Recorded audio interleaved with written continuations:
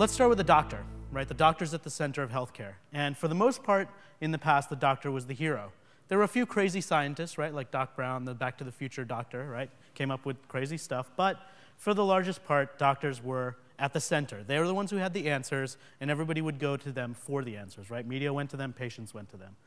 And patients were largely in a passive role. The doctors prescribed whatever they were going to prescribe. The patients took that, and they would either adhere to it or they wouldn't. But from a patient point of view, the control was really out of your hands in the past. The doctor would tell you what to do. The medical community would say what was involved in that, and it would be your responsibility to follow that. The support that you were offered as a patient was largely based on people that you knew. It was your personal relationships and the people that were in your immediate circle. And if you had a rare condition, then you were sort of out of luck because you didn't really know anybody in your community, and those people were very difficult to find in the past. The other thing that was interesting was that when media covered any of these things, it was a very controlled, top-down sort of atmosphere as well. And if you go to the same sort of events or you read the same media that I've read, really part of this idea is that media was a controlling funnel. And now, control shifted. The control is now in the hands of each of us, whether you look at healthcare or whether you look at any other industry. And the reason for that, or part of the reason for that, is because content creation is totally easy now. You don't need to know all of this stuff in order to create content. All you need to do is grab a flip camera, plug it in, and off you go. Or press a button and you can publish a blog post. So anybody can create content. That's the world that we live in today, and anyone can find it. So from a medical point of view, what this means is that people in the medical industry, doctors, nurses, anyone in the medical complex has the ability to influence more than just their patients. Very powerful idea in the present. Because now doctors can publish information, they can say you should do this, here's the information, they can refer each other back and forth. It's not just based on who your patient is. From a patient point of view, patients are looking for recommendations on everything from doctors to treatment. They want the advice, right? This is the e-patient revolution in part. It's people seeking advice and people answering those questions. Question posted online, answer posted online. That's happening in a variety of different sites, a variety of different ways. The other interesting thing about a tool like Twitter, but also the rest of social media, is that people can comment on the treatment that they're getting in real time as it's happening.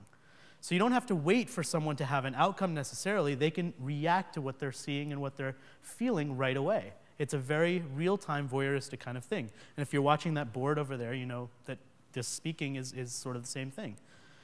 Now, the control for patients is not just around their treatment, but also around being vocal advocates for their causes. So they can be the voices that now create advocacy movements, that create groups, that do things like diabetes awareness around specific months. The control is there for the patients.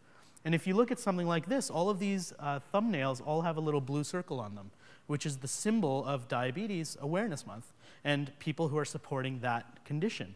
They all can put that on their Twitter profile, and now it can be part of their virtual identities. So we all have identities online. What all these people are saying is that I want to be associated with this cause. This is important to me. So the bottom line for the present is that what Health 2.0 means is that patients today have their own voice, and they share their own experiences, and they can help each other. So if that's where we are today, then what does that mean for the future? And that's where I'll focus the rest of my presentation on, which is the second half, if you're keeping count. Which, of course, we all are, right? The first piece of this is that the amplified word of mouth of what people think about the healthcare that they're getting is going to make or break providers in the future. Today, it's sort of incidental. It matters. People find it, but a lot of people don't find it. And in the future, as we're able to each grade the health care that we're getting, that's going to become much more influential. The other huge topic of conversation that I know has been kind of talked about in the media and at this event is electronic medical records, and how that's going to impact the power that patients have over managing their own conditions, because now the records go with them, and you have less of an ability to kind of lose them or any of the other issues that medical records have had.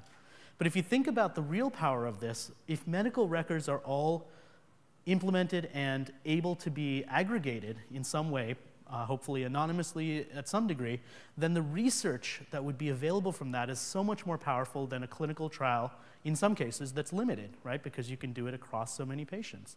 So what that means is that there isn't this doctor-patient one against the other sort of thing anymore. In the future, they can work together, and doctors can freely admit that patients have more knowledge about certain conditions, And patients can be comfortable with bringing that knowledge and not feeling like they're going to get shut down because of it.